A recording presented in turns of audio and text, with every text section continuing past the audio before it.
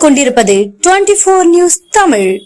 உதகை 8 சாலையில் tempo traveller செங்குத்தான சாலையில் கட்டுப்பாட்டை இழந்து கார் மற்றும் ஆட்டோக்கள் மீது மோதிய பரபரப்பான சிசிடிவி காட்சிகள்.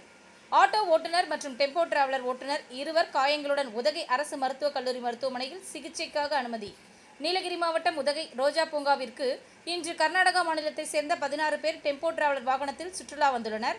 15 பேரை ரோஜா பூங்காவில் இறக்கிவிட்டு டெம்போ டிராவலர் ஓட்டுநர் வாகனத்தை மீண்டும் செங்குத்தான பகுதியில் கீழ் நோக்கி வாகனத்தை இயக்கிய வரும்பொழுது எதிர்பாராத விதமாக வாகனம் கட்டுப்பாட்டை இழந்தது. கட்டுப்பாட்டை இழந்த டெம்போ வாகனம் எதிரே சுற்றுலா கார் மீது மோதி சாய்ந்தது விபத்துக்குள்ளாகியது.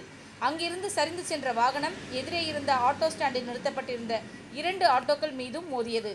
இந்த எதிர்பாராத விபத்தில் ஆட்டோ ஓட்டுநர் மற்றும் டெம்போ டிராவலர் ஓட்டுநர் இருவர் படுகாயங்களுடன் உதகை அரசு மருத்துவக் கல்லூரி மருத்துவமனையில் சிகிச்சைக்காக அனுமதிக்கப்பட்டுள்ளனர். இந்த விபத்தின் சிசிடிவி காட்சிகள் நெஞ்சை பதற வைக்கும் வகையில் அமைந்துள்ளது. இந்த விபத்து குறித்து உதகை நகர துணை கண்காணிப்பாளர் யசோதா விபத்து ஏற்பட்ட இடத்தில் நேர்வு ஆய்வு மேற்கொண்டு விசாரணை மேற்கொண்டு வருகின்றார். இந்த விபத்தில் அதிர்ஷ்டவசமாக யாருக்கும் எந்தவித உயிர் சேதமின்றி தப்பியது குறிப்பிடத்தக்கது.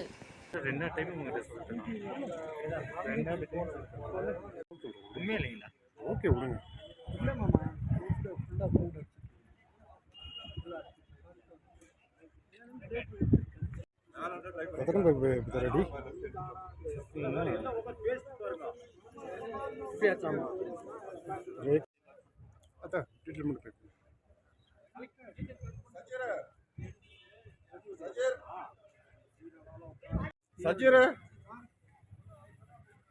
இந்த வண்டிக்கு ஒரு ஆள் இருந்தாப்ல எங்க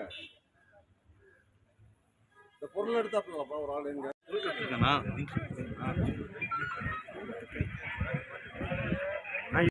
ஏன்னா அப்ப ஒரு நிமிஷம் கூப்பிட்டா